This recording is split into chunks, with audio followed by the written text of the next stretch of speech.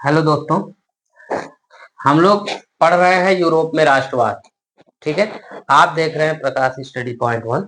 हम लोग पढ़ रहे हैं यूरोप में राष्ट्रवाद का उदय। ठीक है। अब देखिए यूरोप में राष्ट्रवाद का उदय हुआ कैसे, इसके कुछ कारण।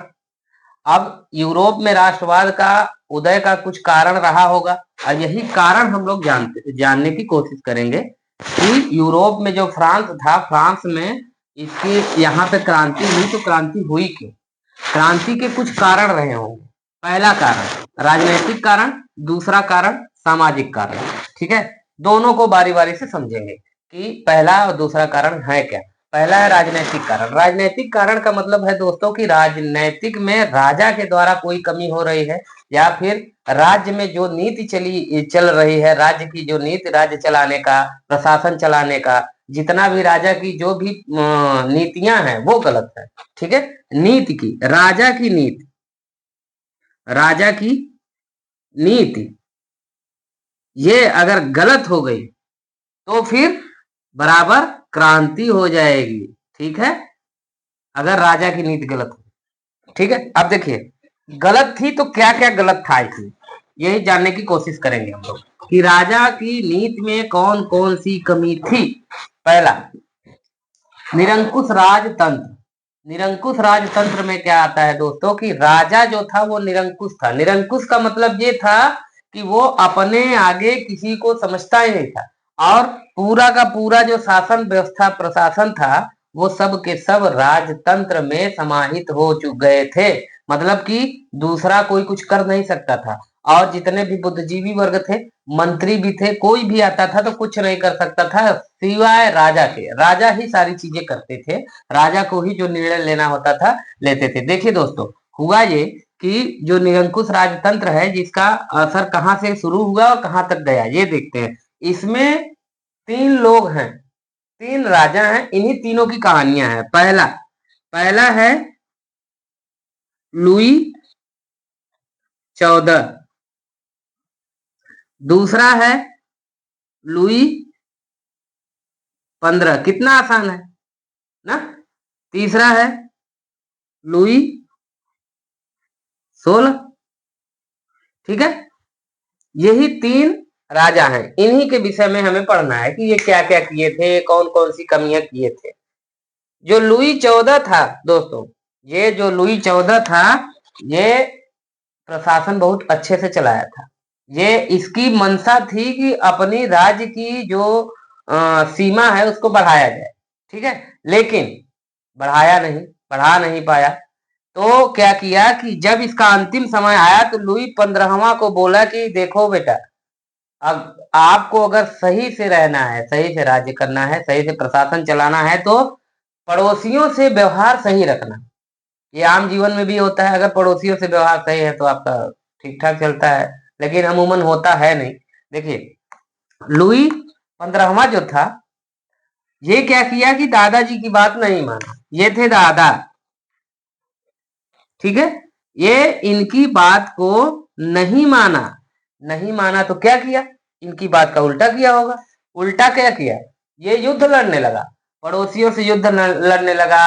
और जो पड़ोसी राज्य थे उनमें कोई जो राज्य अभिषेक होता है, राजा किसको बनना है, उसके लिए वो लोग आपस में युद्ध लड़ रहे थे, तो उसमें ये हस्तक्षेप कर रहे थे राजा बनवाने के लिए। सोचिए कि इनकी दयनीय स्थिति है फ्रांस में, लेकिन ये पड़ोसी देशों के जा रहे हैं युद्ध में हस्तक्षेप करने, उनकी लड़ाई अपने ऊपर ले रहे हैं और लेके ही सारा सत्यानाश किए। इसमें क्या हुआ, धन का भारी नुकसान, भारी क्षति। ठीक, धन का भारी क्षति हो गया, और लोग मरे भी इनकी सेना के, ये गरीब हुए, ये पीछे चले गए। ठीक है। ये सब कारण हुआ इनके कारण, लुई 15वां। उसके बाद देखिए जो लुई 16वां थे, ये इनके भी गुरु निकले, लुई 15वां के भी गुरु। कैसे, ये जो लुई 16वां थे, इनको राजगद्दी जो थी ये विरासत में मिली थी, अब इनके पिताजी की। अब जब विरासत में मिली तो हुआ ये कि ये उसका कीमत ही नहीं समझते थे। जो चीज युद्ध लड़के जीता जाता है उसकी कीमत लोग समझते हैं, लेकिन जो चीज विरासत में मिलती है उसकी कोई कीमत नहीं होती। सेम यही चीज हुआ कि ये जब इनको राजगद्दी मिली तो ये बोले कि पूरा ब्रह्मांड मेरे ऊपर गिरा जा रहा है। इनको लग रहा था कि पूरा पूरा ब्रह्मांड इनके ऊपर गिर रहा है। अब जब ब्रह्मांड गिरने की बात कहें, क्यों कहें? क्योंकि इनको जिम्मेदारियां निभा ही नहीं पा रहे थे। ये जिम्मेदारियां से भाग रहे थे। जिम्मेदारियां इतनी ज्यादा जब इकट्ठे पड़ गई तो ये नहीं निभा पा रहे थे, तो बोल रहे हैं पूरा ब्रह्मांड मेरे ऊपर गिरा जा रहा है। और एक घटना और भी घटी कि इनका जो एक योग्य मंत्री था वो इनके यहाँ आया इस्तीफा देने आया। तो ये बोल रहे हैं लुई 16वां भाई साहब, ये कह रहे हैं कि देखो तुम तो बड़े भाग्यशाली हो। भाग्यशाली क्यों हो? क्योंकि तुम इस्तीफा दे पा रहे हो। हमारे पास तो वो भी अधिकार नहीं है कि हम इस्तीफा दे दें। किसको दें? क्योंकि सर्वश्रेष्ठ हम ही हैं। सोचिए, इतना बड़ा पागल ये राजा बन गया था, ये कैसे राज्य चलाएगा? सोचिए, प्रशासन कैसे हैंडल कर पाएगा?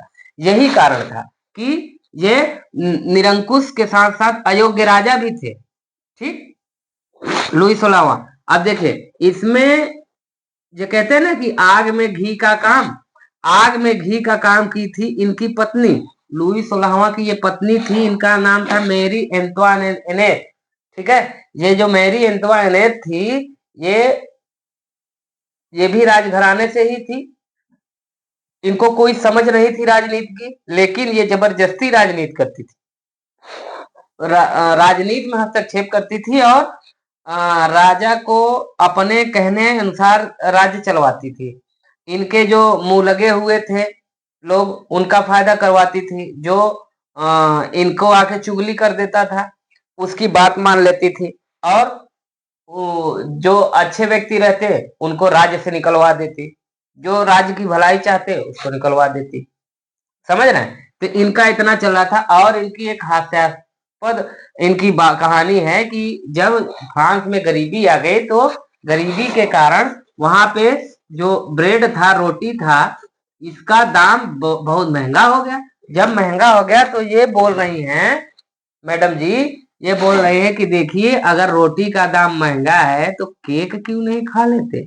समझ रहे हैं कितनी हंसी की बात? मतलब रोटी अगर महंगी है तो केक कैसे खा लेगा व्यक्ति? केक तो रोटी से भी महंगा है। ये इसको पता नहीं था पागल को। ये बोल रहे हैं कि केक जो है, केक खा लेते हैं अगर रोटी महंगा है। यही होता है फ्री का चीज मिलने से। जो पहले के जितने राजा थे 90% राजा सनकी और अयोग्य रहते थे। समझ रहे हैं? यही कारण रहता था कि जो देश पीछे रह जाता था इन्हीं पागलों की वजह से। समझ रहे हैं? अब देखिए अगला अगला राजकीय अर्थव्यवस्था। राजकीय अर्थव्यवस्था भी बहुत गड़बड़ था दोस्त। राजकीय अर्थव्यवस्था गड़बड़ कैसे था? राजा साहब जो थे, ये जो राजकोष था ना, राजकोष, इसको ये अपनी संपत्ति मानते थे। राजा साहब राजकोष को अपनी प्रॉपर्टी मानते थे, जबकि ऐसा नहीं होता है। राजकोष जो होता है वो जनता का पैसा होता है, और उसी राजकोष से जनता की भलाई के लिए काम किया जाता है। लेकिन ये राजा साहब बोल रहे थे कि राजकोष जो है हमारी संपत्ति है। इसी राजकोष को मनमाने तरीके से खर्च कर रहे थे, उल्टा पुल्टा काम कर रहे थे। आप सोचिए कि जो लुई 16वां था ना, ये तालाबों और तालाबों की मरम्मत करवाने में खुशी ढूंढ रहा था। और खिड़की से, सोचिए कौन इतना बड़ा योद्धा होगा जो खिड़की से शिकार करता है? ये महाशय खिड़की में से शिकार करते थे और शिकार कर लेते थे, अपने आप को बहुत बड़ा वीर समझ लेते थे। समझ रहे हैं? लुई 16वां इतने बड़े योद्धा थे ये। उसके बाद जब ये राजकोष का मिसयूज कर रहे थे, उस पैसे का गलत तरीके से अपने खर्च के लिए इस्तेमाल कर रहे थे, और प्रशासनिक अराजकता बहुत ज्यादा थी। प्रशासनिक अराजकता कैसे? जितने भी प्रशासन में अधिकारी थे, जितने भी प्रशासन में लोग थे, सब पैसे दे के गए थे। और वहां पे जब पैसे दे के जाते हैं तो नौकरी कुल मिला के समझ लीजिए बिक रही थी, खरीदी जा रही थी। ये लोग खरीद खरीद के नौकरी पा रहे थे। और इसमें क्या था कि सभी सामंत वर्ग और बड़े जो उच्च वर्ग वाले थे, इन्हीं लोगों को नौकरी भी मिल रही थी। इस वजह से ये अपने मन का काम कर रहे थे, पैसे वसूल रहे थे, मनमाने तरीके से अपना ब्लैक मनी इकट्ठा कर रहे थे। अगला देखिए, भ्रष्ट नौकरशाही तथा व्यक्तिगत स्वतंत्रता का अभाव। भ्रष्ट नौकरशाही में वही चीज है कि जितने भी बड़े अधिकारी थे वो सब बड़े वर्ग वाले थे, वो नीचे वर्ग वालों का कोई काम ही नहीं करते थे, ऊपर से उनसे कर भी लेते थे। ठीक। और स्वतंत्रता का अभाव था, जैसे कि स्वतंत्रता का कैसा अभाव, स्वतंत्रता का ऐसा अभाव था कि अगर आप राज्य के खिलाफ कुछ बोल रहे हैं तो आपको उठा के जेल बंद कर दिया जाएगा, किसी भी तरीके का कोई सबूत और किसी गवाह की कोई आवश्यकता नहीं है, पुलिस उठा के जेल में बंद कर देगी और आप आजीवन जेल में रह जाओगे। समझ रहे हैं? तो स्वतंत्रता का भी अभाव था, बोलने की आजादी नहीं थी। ठीक है, ये तो हो गया राजनैतिक कारण। अगला है सामाजिक कारण। सामाजिक कारण कैसे? समाज में, समाज जो है वो लोगों द्वारा ही बना होता है। लोग जो होते हैं उन्हीं के द्वारा समाज बना होता है ना। समाज क्या है? हम और हम आप जैसे लोग मिल के समाज का गठन करते हैं। अब उसी समाज में जब बुराइयां फैल जाएंगी, बुराइयां किस तरीके की बुराइयां? बुराइयां दोस्तों समाज में फैलती हैं जब वहां पे ऊंच नीच की भावना आ जाती है, जाति पात की भावना आ जाती है, उच्च वर्ग निम्न वर्ग की भावना आ जाती है, तो फिर वहां पे अराजकता फैलने लगती है। समझ रहे? वहां पे भेदभाव होने लगता है। यही चीज हुआ वहां पे फ्रांस की क्रांति में, यही चीज हुआ सामाजिक कारण में। देखिए विभिन्न वर्ग में लोग बंट गए। विभिन्न वर्ग कौन कौन था? पहला पादरी वर्ग, दूसरा सामंत वर्ग, तीसरा सामंतों का कई वो था, कई तरह के सामंत थे, मजदूर वर्ग और किसान वर्ग। ठीक, ऐसे इतने ज्यादा वर्गों में बांट दिया गया था। जब इतने वर्गों में बांट दिए तो चलो ठीक है, लेकिन वर्ग के हिसाब से भेदभाव भी था। जैसे पादरी वर्ग जो थे इनको किसी भी तरीके का कोई टैक्स नहीं देना होता था, किसी भी तरीके का कोई कर नहीं था इनको देने का, कोई अधिकार नहीं था। उसके साथ साथ इनको कर लेने का, कर लेने का अधिकार था। समझ रहे हैं? इसको आप नोट करते चलिए कॉपी में, कर लेने का भी अधिकार था पादरियों को। सामंत वर्ग जो थे, सामंत वर्गों को भी कुछ सामंती कर लेने का अधिकार था, कुछ सामंती कर बोलते थे, सामंती कर लेने का इनको भी अधिकार था। और कर नहीं देने का भी ये छूट था कि कर देना ही नहीं है, हमें कर लेना भी है उल्टा। सोचिए, ये जो कर था, इनके पास पैसे ज्यादा था, इनको कर देना चाहिए था। जब ये कर ज्यादा देते तो राजकोष में पैसे बढ़ता कि नहीं? इस राजकोष में पैसे बढ़ता और उसी पैसे का अगर सही तरीके से इस्तेमाल होता तो ये क्रांति की जरूरत ही क्या थी? लोगों को महंगाई ही ना बढ़ती। लेकिन ये जो थे उच्च वर्ग वाले, इनको टैक्स लेने का अधिकार था, देने का अधिकार नहीं था। अगला देखिए, पादरी वर्ग बताए दिए, सामंत वर्ग बताए दिए। कई तरह के सामंत थे। सामंतों में भी बड़का सामंत छोटका सामंत थे, मतलब बड़े वाले सामंत छोटे वाले सामंत। समझ रहे हैं? बड़े वाले सामंत मतलब कि उनको अधिकार ज्यादा, जो नीचे वाले सामंत थे उनको भी अधिकार थे लेकिन उनको थोड़ा कम अधिकार थे। अधिकार कैसा अधिकार? कर लेने का अधिकार। समझ रहे हैं? तो सामंत में भी कई वर्ग बटे हुए थे। अगला देखिए, सुविधा विहीन वर्ग। सुविधा विहीन वर्ग कौन था दोस्तों? सुविधा विहीन वर्ग था किसान, मजदूर। ये इनको किसी तरीके की कोई सुविधा नहीं थी, ये सिर्फ और सिर्फ काम करते थे, अपने खेतों में अनाज पैदा करते थे और वो अनाज ले लेते थे राजा साहब, और इनके पास वो भी नहीं बचता था। समझ रहे हैं? इनके पास वो भी नहीं बचता था कि ये अपना ही भरण पोषण कर पाए। अगला देखिए, ये सुविधा विहीन वर्ग था। अगला, और एक चीज बता दें कि ये जो सुविधा विहीन वर्ग था, इन्हीं से कर लिया जाता था।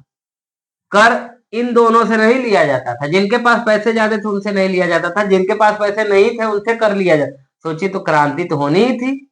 हम लोग होते तो और पहले ही क्रांति हो गई होती। ठीक है, अब अगला देखिए, मध्यम वर्ग।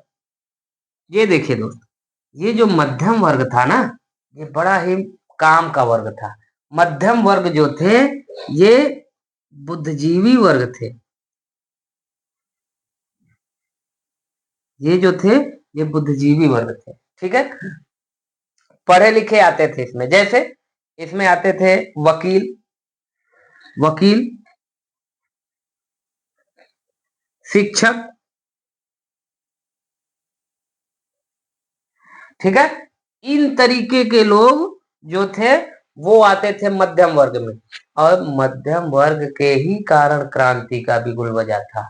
ये जो मध्यम वर्ग वाले थे ना, ये पढ़े लिखे समझदार थे, यही लोग लोगों को जाके समझाएं और लोगों को राजा की कमी बताएं। कमी बताने के कारण लोगों में जागरूकता फैली, और जागरूकता फैलने से वहां पे क्रांति फैल गई, क्रांति आ गई। अब जब क्रांति वहां पे फैली तो क्या हुआ, जब क्रांति फैली तो वहां पे राजा साहब को राजा से हटा दिए, राजा की राजगद्दी से, वहां पे लोकतंत्र का निर्माण हुआ। लोकतंत्र, समझ रहे हैं, लोकतंत्र का निर्माण हुआ फ्रांस में, ठीक। लोकतंत्र का निर्माण हुआ। वह शुरू में लोकतंत्र में भी थोड़ी बहुत कमियां थी, बाद में धीरे धीरे सुधारा गया, ठीक है। ये दो कारण हम लोग पढ़ लिए हैं। यूरोप में जो राष्ट्रवाद का उदय हुआ और फ्रांस की जो क्रांति थी, क्रांति के दो कारण हमने पढ़ लिया है हम लोग। आगे आगे अगली क्लास में कुछ कारण और हम लेके आएंगे, 3 4 5 कारण है जो कि हम पिछले क्लास में बता चुके हैं। इनमें से 2 कारण विस्तार से आप लोगों को बता दिए हैं। परीक्षा की दृष्टि से बहुत ही महत्वपूर्ण है दोस्तों, ये जरूर याद रखिएगा। इसको 2 बार अगर आप सुन लेंगे तो आपको कारण जरूर पता चल जाएगा, ठीक है। धन्यवाद।